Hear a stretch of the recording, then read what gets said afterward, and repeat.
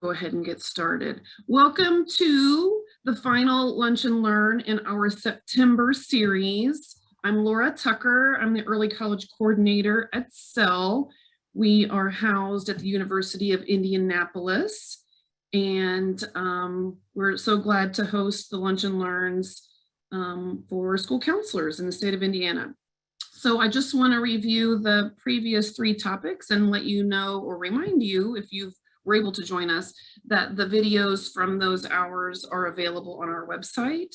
The September 7th kickoff speaker was Lesia Weglars. She talked about finding your ikigai and helping students find their ikigai. And so that was a really great video. Feel free to check that out if you haven't already. We got a lot of great feedback on schools that presented some of that to their staff. And then September 14th was the new Indiana Career Explorer. I've seen this is still pretty hot on Counselor Talk. Pam Warner did some information. I do know that that has not been rolled out yet, but I'm sure that we will hear on Counselor Talk from Michelle Clark when those trainings are happening and when that website is up and going. So I don't think you've missed anything from the last that I have heard.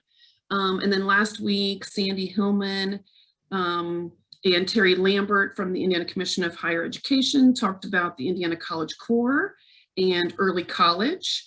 And then this week, I am super excited to have Indiana Youth Group, Yuritsa Perez, talk to us on an introductory level about supporting our LGBTQ plus students and some resources that might be available to school counselors as we have those kiddos come in for help, how we can support them and offer them resources that are available. So I will go ahead and stop talking and stop my share. And Yuritsa, they are all yours. Thank you so much. Hi, everyone. Thank you for taking time out of your day to join us. I'm going to go ahead and share my screen, hopefully. If I do this correctly, it'll let me share.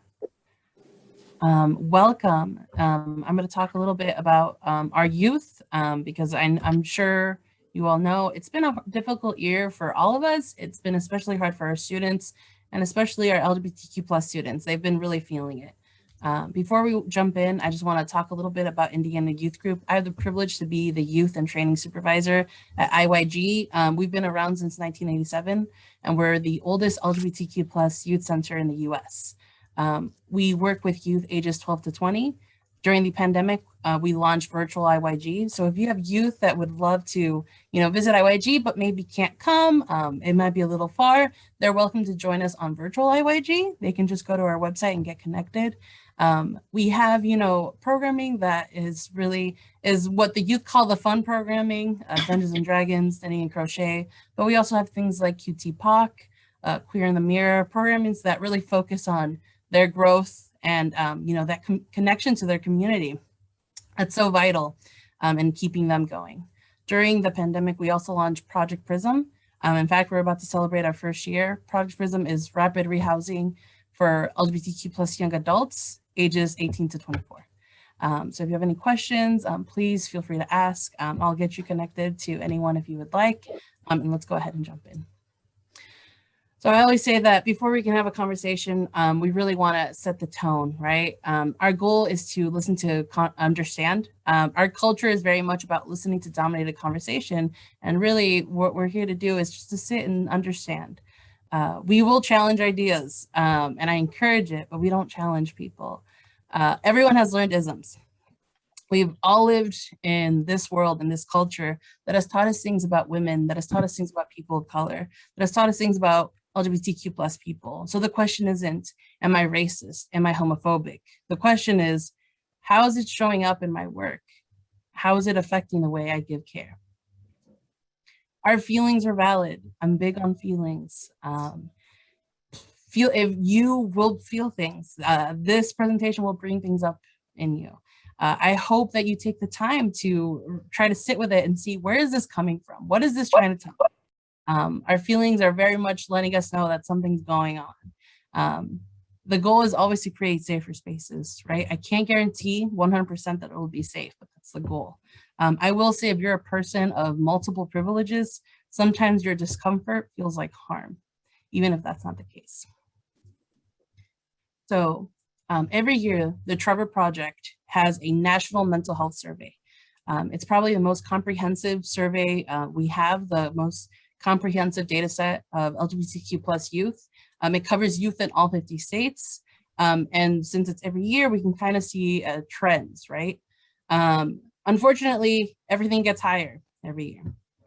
So we see that 40% of LGBTQ youth seriously considered committing suicide in the past 12 months, with more than half of trans and non-binary youth having seriously considered suicide. When we look at statistics about our youth, know that it's always higher for trans and non-binary youth and LGBTQ plus youth of color. 48% of LGBTQ youth reported engaging in self-harm in the past 12 months, including over 60% of trans and non-binary youth. 61% of trans and non-binary youth reported being discouraged from using a bathroom that corresponds with their gender identity. So it's been a difficult year, and there's a lot of things that have going on. And one of the things that we've heard from our students is that while they've been on like virtual schools, they didn't really have much of connection to their school. They didn't really have a GSA because schools were trying to kind of figure out classes and not really worried about the extracurricular. What we're seeing is that a lot of the youth really need that connection, really need the GSA. So we have schools reaching out to us now. It's like, hey, I think there's something going on. We've been noticing a lot of youth sharing stories, concerns. So we're trying to get them set up with their GSAs and kind of talking about why. It's really hard to be LGBTQ plus, but especially when you're a youth. So much is out of your control. And all our youth are trying to be is be themselves. But then they have to hear harassment and bullying from sometimes, in the school system, the place where they're supposed to feel safe. I love talking to schools because, we understand that for a lot of our kids, a lot of our youth, the schools might be the only safe place they have. So let's work together to make sure that it's safe for everyone, including our LGBTQ plus youth. When I say LGBTQ plus, who am I talking about? LGBTQ plus people are people who are not cisgender and or not heterosexual. What is gender? The $1 million question. Gender is very much a social construct, but when we're talking about gender is who you are. It's who you know yourself to be. Nobody knows your gender like you know your gender, right? It's really that simple. So when we have these conversations, I'll always say gender versus sex assigned at birth, because really, truly, that's what happens. You're born and you get a sex assigned at birth. A lot of times you'll hear people talk about a gender versus biological sex, but we're not doing that. It's 2021. We're not letting people be transphobic under the guise of science, because biologists are like, humans are a little complicated to just kind of regulate them to a binary. So the science doesn't even agree with it, right? So we're using the language that's most accurate. You're born, you get a sex assigned at birth. For some people, it feels good, that's who they are, and for other people, that's not the case, and that's okay. So if you're cisgender, you're born, you get a sex assigned at birth, and you're like, this is me. Like, this feels good, this feels comfortable, I know who I am. It means you're cisgender. It's not a bad word, it's not a slur, it just means you're not trans. People who are trans, they're born, they get a sex assigned at birth. As they grow up, they're like, oh, this does not feel comfortable, this isn't right, this is not me. We see this in kids as young as 4 years old. And maybe they're not saying like, hey, I'm transgender. They might not have that language, but they'll say it in different ways. They'll say it in the way they want to style their hair, the clothing they want to wear. There is no single way to be transgender. There is no one transgender journey. Everyone is different. We are not monolith.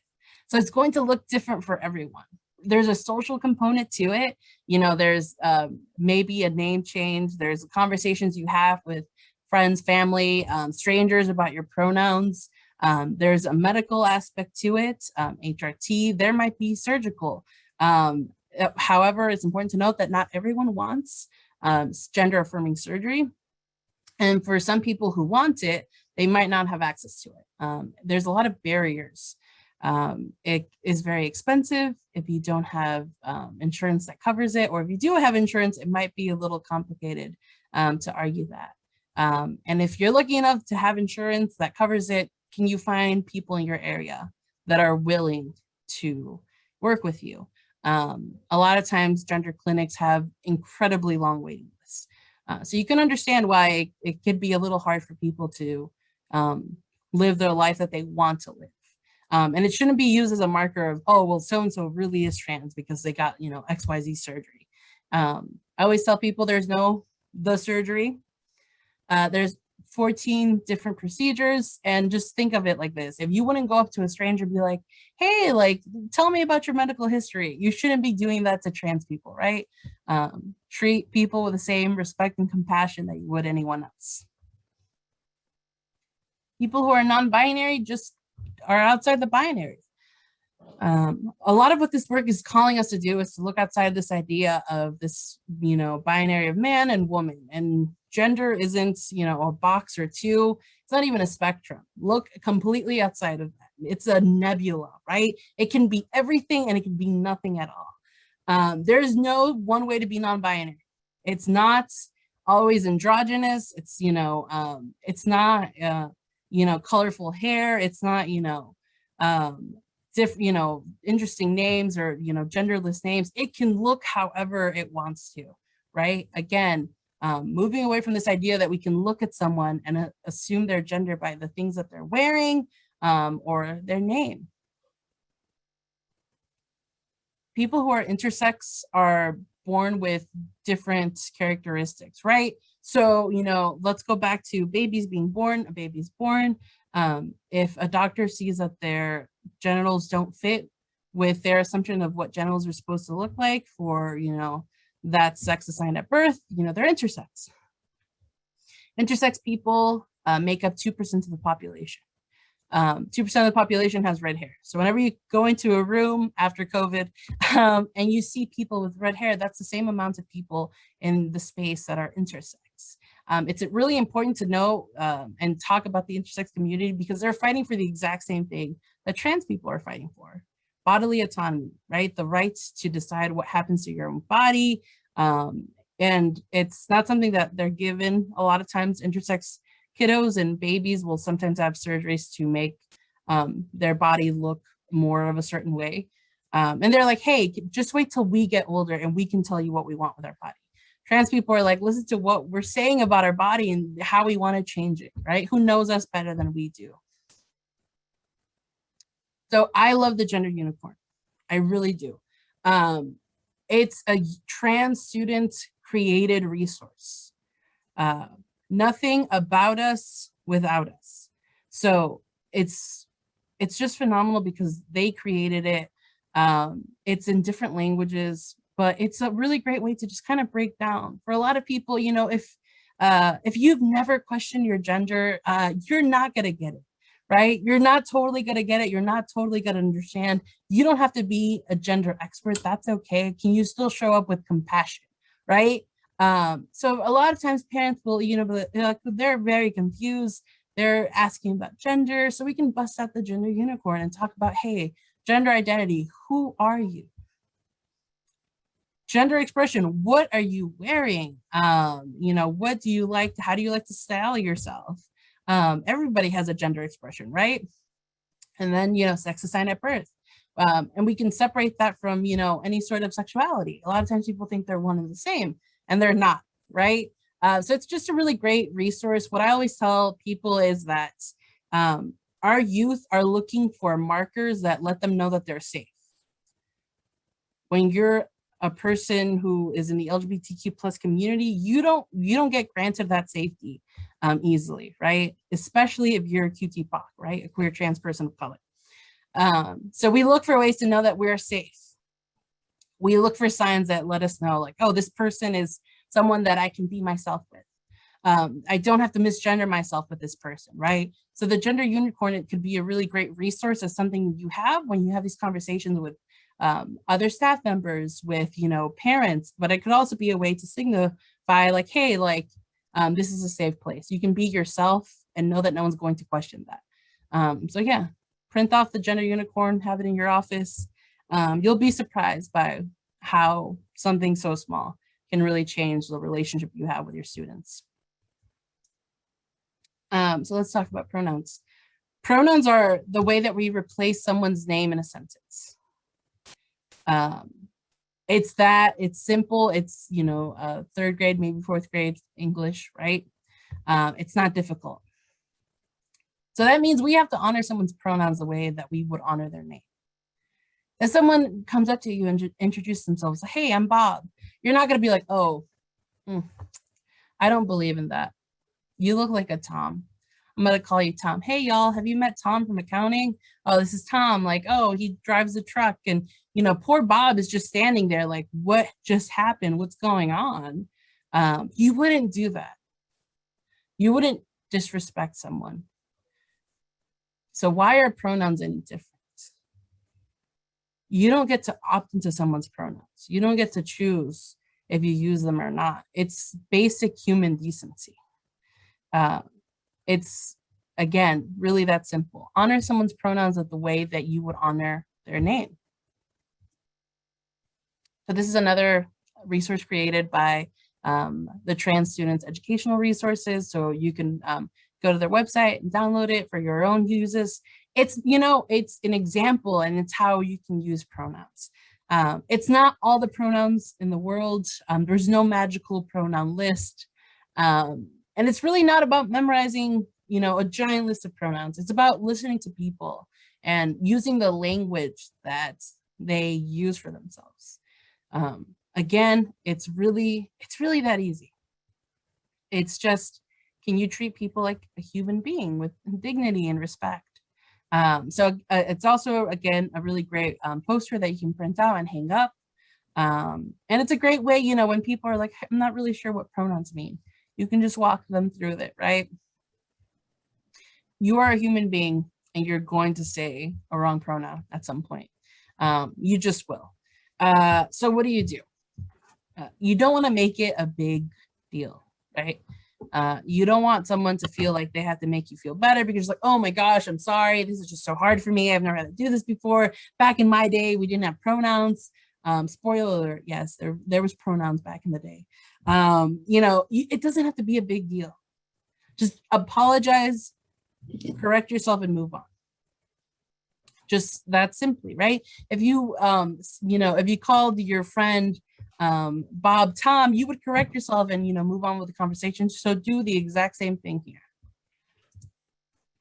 If someone else makes a mistake, gently correct them. It's not, it doesn't have to be a whole thing. It doesn't have to be something you blow up. Just very gently correct them. Because again, by the same property, if someone made a mistake on someone's name, you'd be like, oh, do you mean Bob from accounting? So very, be gentle in the correction.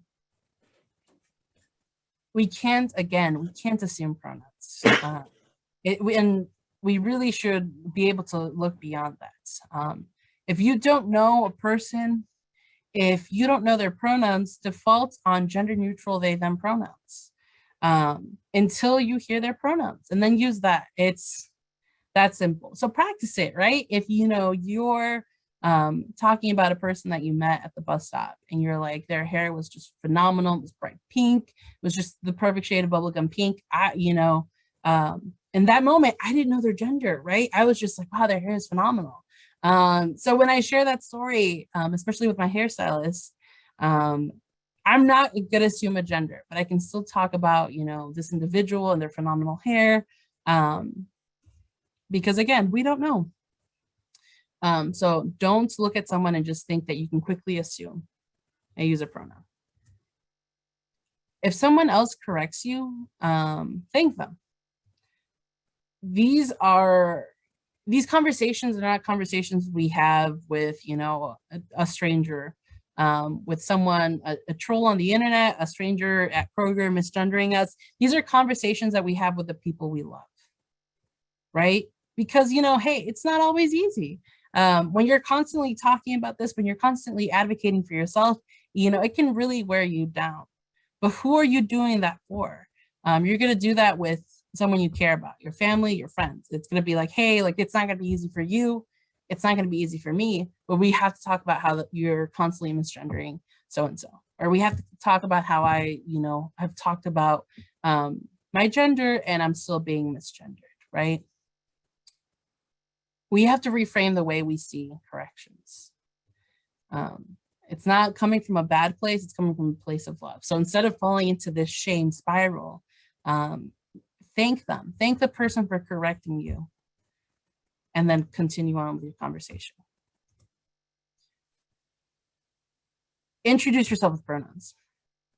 If it's a meeting, if it's just a normal staff meeting, if it's some sort of external thing, if it's brunch, what have you, introduce yourself with pronouns. This is vital, right? A lot of times people will be like, oh, I'm an ally, I'm not really sure what to do. An ally is an action. So start there, start with that. The more that cisgender people normalize pronouns, the less time we have to spend constantly getting people to use our pronouns. So just introduce yourself with pronouns, practice it. Practice introducing yourself with pronouns, and it's going to come off as easily as you do when you introduce yourself with your name, right? So be like, I'm Yaritza. I use any pronouns with respect. I'm the youth and training supervisor at IYG. It's that simple. You're going to do one of two things. One, you're going to let people know, you're going to let trans and non-binary people know that they can be themselves. They can use their pronouns, that this is just a space where they can show up and they don't have to hide. And they don't have to mask, right? And again, there's freedom in that. There's liberation in that. Or you're going to get someone that's like, I don't really know pronouns. I don't really know what that means. Can you tell me about it? And you can have this conversation with them. There is a lot of violence that is enacted against our community. And most of it is directed towards trans people, but especially Black trans women. It's going to start with us. It's the conversations we have with the people that we love. It's the things that we do in our every single day life to make sure that people know that we are not allowing that transphobia, right? That's not going to work going forward. So start here. Introduce yourself with pronouns. Add it to your email signature. It's 100% free. I promise. It doesn't cost you. Anything. So we talked about gender. We talked a little bit about pronouns. We're going to talk about, sexual orientation. Your sexual identity, everyone has one, right? It's just romantic, emotional, or sexual attraction to people. It's not a choice. This is not, I still hear it to this day that people talk about like, oh, well, their preferences. It's not a preference. It's not a choice. At what point did you wake up and think, boy, howdy, it's a great day to be heterosexual? You just are. You just are. You just have your sexual identity, and that's something that you're born with, and it doesn't really change. And you don't get to choose, right? I always tell people, it's like, trust me, no one's recruiting for the LGBTQ plus community. It's hard. We're constantly at risk of being outed. There's a lot of violence that comes with that. You just are who you are, and you find a community that understands that, and you feel safe with them. So yeah, not a choice, not a preference. It's just your attraction to people. So a lot of times when you have these conversations, people will have like a pop quiz, like, oh my gosh, like, here's a flag, what is it? Or like, what does this, what does this mean? I don't want to do that, because there is no neat definition that's the magical definition, right? So again, the community isn't monolith. We do not, contrary to popular belief, we do not meet every other Thursday for, LGBTQ plus brunch where we talk about this, right? There is no neat definition for things. People will define their identity differently. What I would rather you walk away with this is knowing that people will define their identity differently. So it's okay to ask people, what does that mean for you? Instead of feeling that, it's this very neat definition that means the exact same thing for everyone, know that it means different things for different people. And for some people, you've grown up your entire life and you find this word, this label, and you feel like you've come home, right? You've lived as yourself your entire life, and you never knew, like, what does this mean? You might have felt alone. You've been stigmatized by it. And now you have a word, and this is what this means. You get, it's a breath of fresh air. For other people, identities can be very constricting, very limiting. So know that, and that's okay. So when we talk about gay, men who are attracted to men, a lot of times it's also used as an umbrella term. The word lesbian, it's a beautiful word. Our culture gave it a lot of negative connotations, but it's not. It's a beautiful word. Women that attracts to women. The word queer, I recommend that you use with caution, just because in the style of marginalized communities, we have taken a word that was used against us and we took the power away, right? Because it's like, this is me.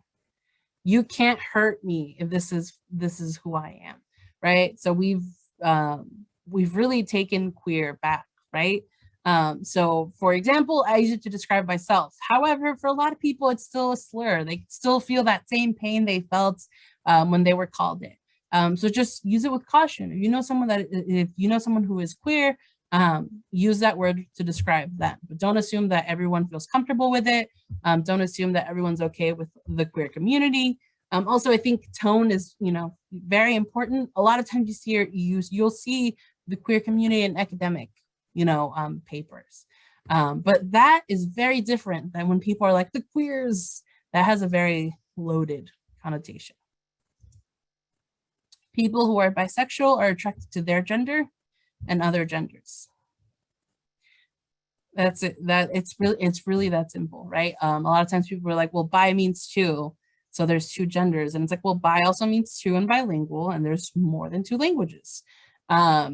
People who are pansexual are attracted to the person. It's everything about them. It's their vibe, to quote the youth. And gender is not really part of that equation.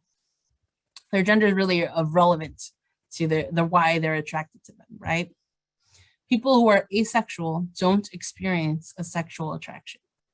People who are aromantic don't experience a romantic attraction. So that was a little bit about sexual identity. So let's talk about some best practices. We have to continue to educate ourselves. There is no one time I read this one book, I took one class, I'm good to go. If we would have had this conversation 3-4 years ago, you might have heard me say preferred pronouns. See, the problem is that people heard that, and what they heard was, I don't have to use this.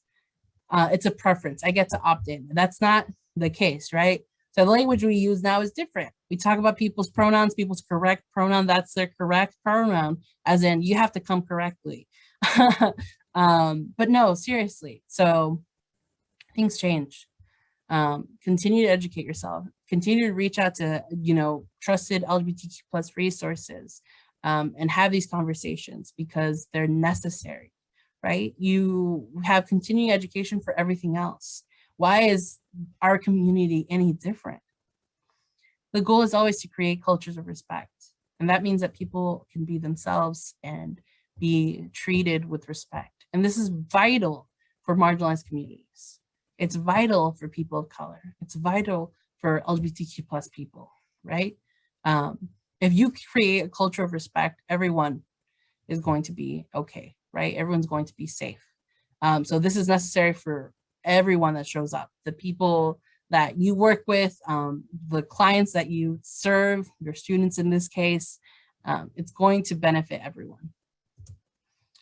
We don't ask anyone what their real anything is.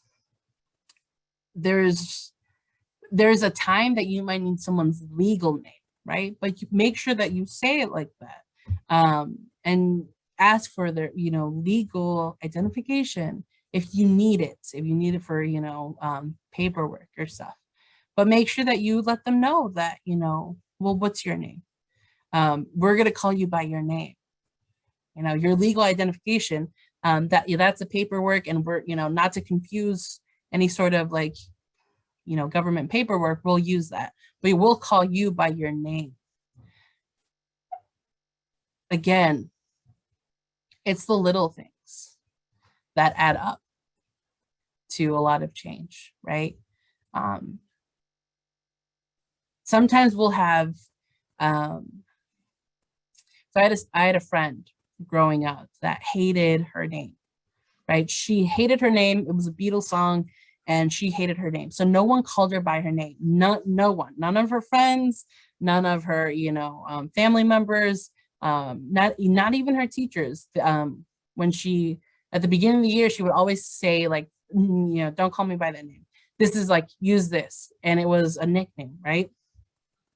That was fine. Like, it happens. Sometimes people, their name is William, but you're not going to call, a 5-year-old William. You might call them Will or Bill. Nicknames are fine, and you'll see them on rosters all the time. Growing up with the name Yaritza, no one could say that, right? Or they didn't try. That's a conversation for another day. So I constantly was called by nicknames by teachers, right? That was totally okay. No one had to call my parents and let them know. No one called my friend's parents and, let them know that she wasn't using her birth name. So why is it any different for trans and non-binary students? It's not. If you would use a nickname for a student, if you would use, a shortened version of their name, if you use their middle name instead of calling them by their legal name, then you have to show up with the same treatment and respect for trans and non-binary students. It's really just about, that's what they deserve. They shouldn't be treated differently from other students. And again, that doesn't mean that you send home some sort of permission slip from parents, because you wouldn't do that for a nickname. So honor their names the way that they give it to you. If you need a reason for a legal name, make sure you make a distinction for it. And understand that legal name changes are hard. They're, any sort of government paperwork that has your name has to be changed. So that's a process, it's tedious, and it's expensive.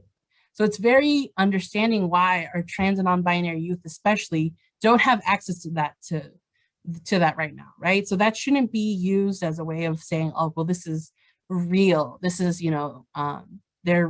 this is really the case. Don't use that as some sort of like marker for proving that they're trans. It's just not accessible. Interrupt homophobic and transphobic language. There's research that shows that trans and non-binary youth, LGBTQ plus youth in general, will often hear homophobic and transphobic jokes in schools. Not just from the students though, they hear it from other teachers. It is 2021. We've lost 34 trans people this year. And the number is, I should probably check it, the number is always rising. There is no reason that homophobic language, transphobic jokes should go unchecked. And again, it doesn't have to be this huge thing. It's not funny. Like, we don't make a joke about that. It's not funny. That just feeds into the homophobia and transphobia that causes so much violence for our community. It's not necessary. And your silence is deafening. If you're just not saying it, you say a lot when you don't say anything. You don't know who's around you that heard this joke and heard you not step in. So just call it out. Doesn't have to be a huge thing, but do call it out. And then double check with, the person that was called these terms and see how they're doing, right? It's just, it goes back to the very kindergarten idea. Something so simple, but so real. Treat people the way that you want to be treated. You wouldn't want jokes about who you are to be just thrown around and, you know, heard and seen and validated by other people. So why would you do that to trans and non-binary folks? Get together and identify strengths. You know, I think this is vital as a school system, that everyone has a chance to be like, well, this is what we're doing well. You know, these are the ways that we've changed and adapted, and, you know, some of the outcomes we've seen, especially in school systems. Make sure that your students have a say in that as well. And, you know, in a way that's anonymous. It's not like, oh, you know, Bob from, you know, the sophomore class, in Mr. Johnson's, you know, 202 classroom said XYZ. No, make sure that they have a way to just anonymously share, you know, what they're seeing in the school system, how it's being supportive of who they are, or, you know, where we're missing the mark. And then together, you know, how can we improve that? How can we change that? What does that look like? That's how we keep moving and keep evolving. So there's a lot of really wonderful and phenomenal support, especially for school systems. I recommend that you check out the Schools in Transition Guide. It's a pretty long PDF, but I can share that if that's something that you could share. And I can also send some resources, but it's pretty much everything you can think of in terms of, you know, what does it mean when a student comes out? What does it look like? Who has to know? What are some policies that have to be reflected on? How can we make sure that we're respecting a student's privacy, because our students have the right to privacy, right? There's just a lot. It's a really wonderful resource, so I definitely recommend it. If you know, if you're a person that likes to read, check out A Quick and Easy Guide to They Them Pronouns. It does a really phenomenal job. It's also like a tiny comic book, so it'll be a very quick read. But the reason why I really like it is because it's so good that parents like it. A lot of parents will, you know, read it, enjoy it, and maybe see something with a different understanding. But more importantly, our youth really like it. So get connected with resources like that. Check out the Trans Students Educational Resource. They have tons of awesome resources in different languages. But yeah, I can send links to that, as well as some like affirming posters and all that good stuff. Thank you so much. I really want to leave you with this. We see a lot of statistics about suicidal ideation and self-harm. The research also shows that having one supportive adult will make trans and non-binary youth, we see their suicidal ideation drop by 50%. And that's just one adult. That's one adult that's, you know, not perfect, not a gender expert, but is showing up, is using pronouns, is using names, is advocating for their youth.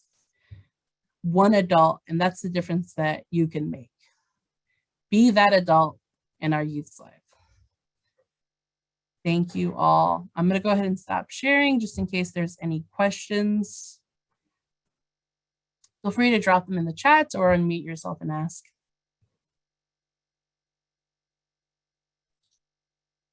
Thank you so much. Does anyone have any questions for Yoritza, either about some of the things she presented or what Indiana Youth Group could offer? Could you offer a reference to the one adult study you just mentioned? Yeah, so I think what we could do is send links to whatever resources Yoritza has access to, and we can send those with the video in the follow-up email. And so if that sounds like it would work, and that way you guys would have them easily accessible in an email versus trying to get a link out of the chat.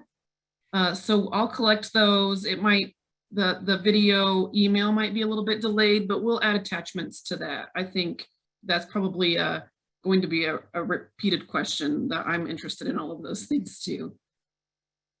Yeah, that sounds good. I'm happy to share that with you. Parenting groups and information. That's a really great question. We actually do have a parenting group, Kaleidoscope. We meet once a month virtually. It seems to work better for our parents since a lot of them have younger kiddos, so they can't really get a babysitter. But yeah, so that's a group where, they get that peer support. Parents need to have their own space to have, ask their questions and, figure that out outside of their youth, right? Because that placing all of that on the youth to be, to be teenagers and, worry about their tests and going off to college. And on top of that, figuring themselves out and who they are, and then trying to talk to their parents, it can be a lot. So this is really a space for parents to show up, ask the questions that they have. They don't have to worry about how they ask the questions, but they can ask. And they have other parents that have gone through the same things. They have, there's a great group of volunteers that are part of the community and can really help them. And then we work together to do some advocacy days, because again, that's very vital for us to do. So I can also send the sign up form for the parent program. And then I also work with parents one-on-one. Some parents might not feel ready for that kind of group. That's okay. We can, talk to them and, meet people where they are, right? Mm-hmm. Any pointers for starting support groups within schools regarding LGBTQ plus students? Yes. So we can send information. We can get you connected to our phenomenal education specialist, Sarah. We can get you started with a GSA. The biggest thing is to know that you are federally protected. Your students, if there is, extracurricular programs, then students have the right to have their own GSA. And it has to be treated like any other program. And that is, again, a federal protection. So, it can't, a public school cannot say that, they can't have a GSA. So know that going in, right? They can't tell you that you can't have it. It has to be treated exactly like everyone else. So if you're, the knitting club doesn't have a parent permission slip, the GSA can't have one either. Please feel empowered with that. So then it's all about, kind of finding someone that would like to lead it, and having, the youth show up, and what kind of GSA would they like to start? Sometimes it's a safe place and, there's some fun education. Some groups are more like advocacy oriented. It really just depends. It's really helpful to know that, a school counselor who has interest in helping to start, or has students who are wanting to start a GSA, that you could be a resource to help iron some of those details out. I just learned that for the first time. So I hope other people are hearing that kind of, to be able to lean on someone for help when we are wanting to advocate hard for our students and we just aren't sure how to navigate some of the parent things, some of those things in schools that we just aren't sure. That's really helpful. There's lots of questions. So Halston is in an elementary school as a counselor, and was in an urban high school for 11 years. There's a 4th grade transgender student, and there's been recent conversations between some of the 4th and 5th grade students. And then Halston followed up with, when I say conversations, the students are questioning the student's gender, sex assigned at birth was female, identifying as a male.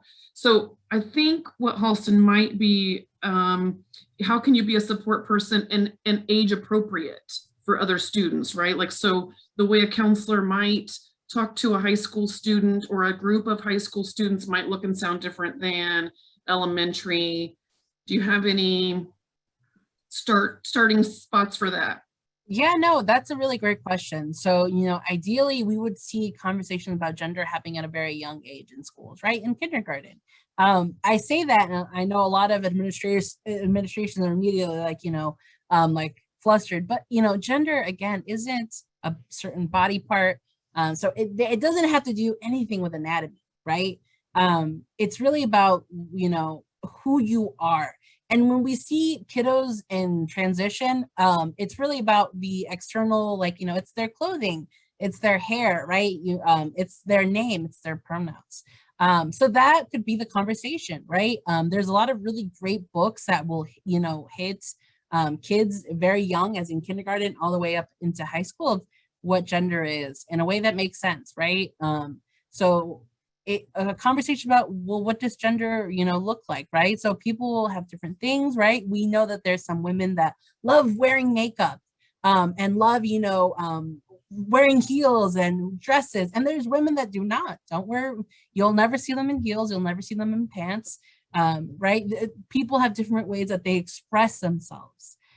So we see a student that, he's like, hey, this is what I want to wear, and this is my pronouns. You would respect someone else if they're using a nickname.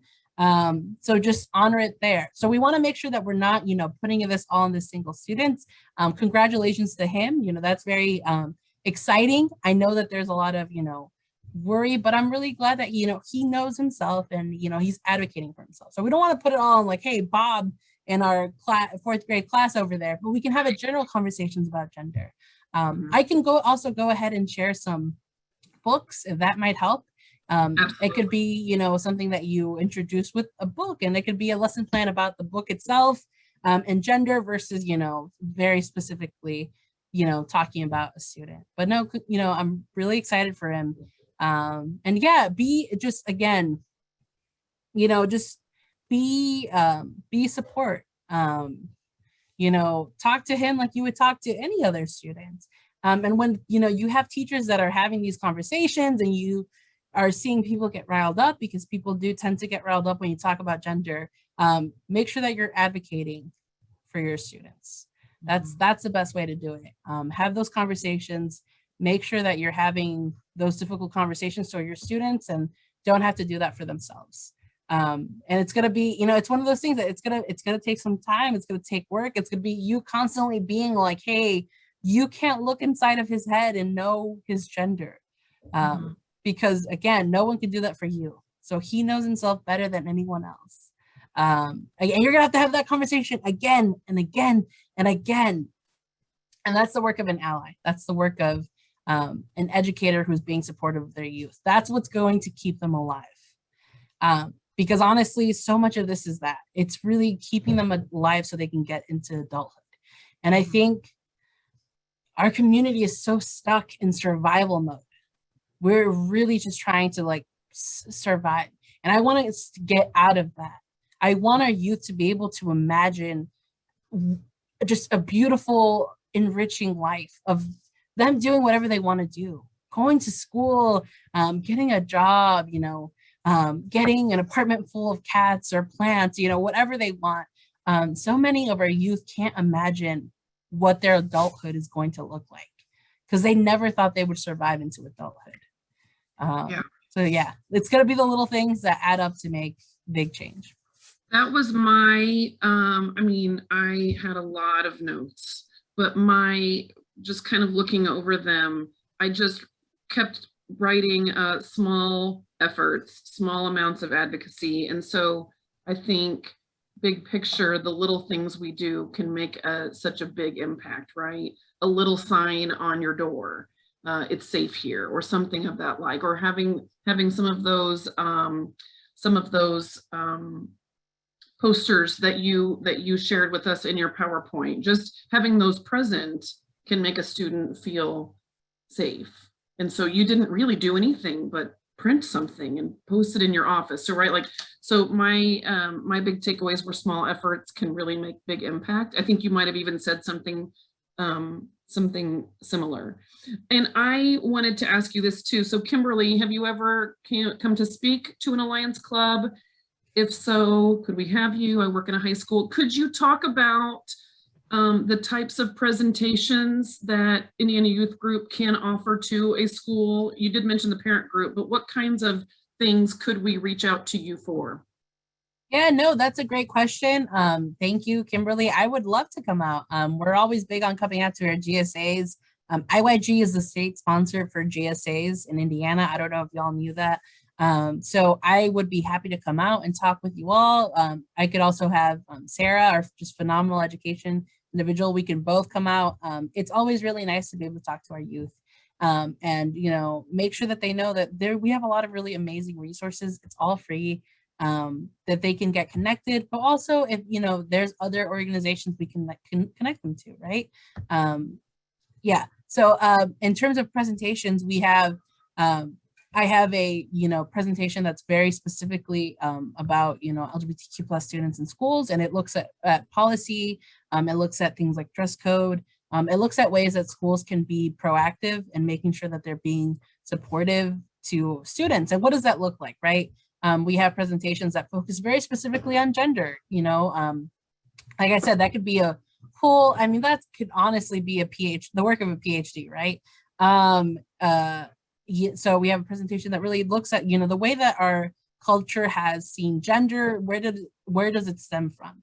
And being able to look outside of that, because we know that communities have viewed people in very different ways, and gender wasn't even a part of the equation. What does that look like for us? And what does that look like for our, trans and non-binary community? And how can we make sure that we're reflecting on, how we feel about gender? We have presentations that focus specifically on, how to be supportive. We have presentations for parents, kind of the questions that parents have, making sure that letting them, take those moments of reflection.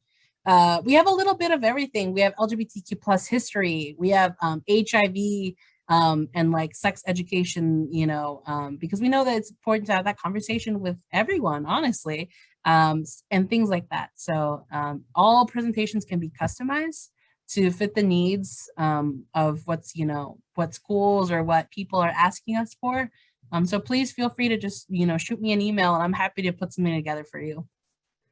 Oh, that's wonderful. I wonder, and I might just kind of reach out to you after, the policy in schools might be a meaningful one for this exact group who's here today. I've just seen quite a bit of activity with parents who are coming in and demanding that materials be removed, and where do we find what we can do to advocate, and where do we find where we need to, where do we find where our policies are and can be. So that might be a meaningful future lunch and learn.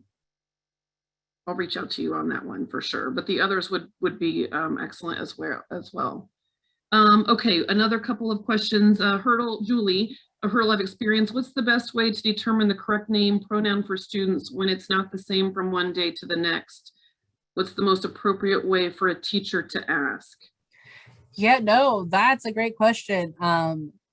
So one of the things that I would recommend is that that's something we ask early on, right? So you want to make sure that it's asked, everyone gets asked this, because you can't look at someone and be like, oh, yes, that person uses they, them pronouns, because again, it goes back to our generalizations of how we view people. So that could be an introduction to you as a person, hey, I'm Julie, these are my pronouns. I grew up in, Indiana, or, whatever introduction you have. And then you have what's something that you want me to know about you? What name do you go by? What are your pronouns? And let them know, hey, if they change, feel free to update and let me know. Just giving them that, letting them know that they can tell you, be like, hey, I know that I was using he, they pronouns. It's not working for me. Right now I'm using they, them pronouns. And just be like, oh, thank you for letting me know. Something as simple as that, and they'll tell you. Because again, give them some wiggle room. They're trying to figure it out for themselves too. They're trying to find pronouns that work for them. And pronouns are not one size fits all. And also, names. We always tell youth, go to Starbucks, test how to name in your order and see how it feels, because they're trying to find what's right and what's comfortable. But that way you're not constantly being signifying one youth or one student, what is it today? You don't want to put them on the spot like that. That's great. Okay. Any other questions? So we will be collecting a lot of resources, I think, from Yaritza, and we will attach those to the email that you get with the video. And I think this would be an excellent video to share with staff. Sometimes just being a learner and learning things that you don't know can be another form of support. So there were a lot of definitions and a lot of learning that could take place for a whole staff. So feel free to use the video. We will email that to you. I do want to let you know that I am planning a November Counselor Lunch and Learn series and a January, and I am open to any suggestions on topics that you might be interested in. I have connected with College Board, and they're going to do a Counselor Lunch and Learn on resources for that March exam. And then in January, they're going to do a nuts and bolts hour where they talk about registration and implementation of the test and proctors, and they're going to talk about all the logistics of that March test. So College Board's on that agenda already, but if you have other topics that you're interested in, please feel free to send me an email and make a suggestion. The other dates are still open. So we will leave you with that. Thanks for attending. Have a wonderful Tuesday, and we'll see you back in November. Thank you, everyone. Bye, everyone. Thanks again.